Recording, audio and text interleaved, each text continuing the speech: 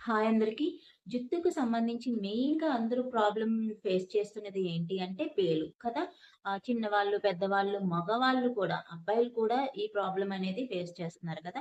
అయితే దీనికి సొల్యూషన్ ఏంటి అంటే మెడికల్ షాప్‌లో మెడిసిన్స్ అయితే ఉంటాయి. కానీ అవి హెయిర్‌కి అంత మంచిది కాదు. సైడ్ ఎఫెక్ట్స్ అయితే కూడా ఉంటాయన్నమాట. ఎంత మంచిది అని చెప్తూ ఉన్నా గాని అదైతే మంచిది కాదు. దీనికైతే నేచురల్‌గా అయితే మట్టికి బెస్ట్ సొల్యూషన్ ఏం ఉందన్నమాట. అదేంటి అంటే తులసి రసం. అసలు ఈ తులసి ఆకు స్మెల్ చూస్తేనే ఈ పేలనేవి పారిపోతాయన్నమాట.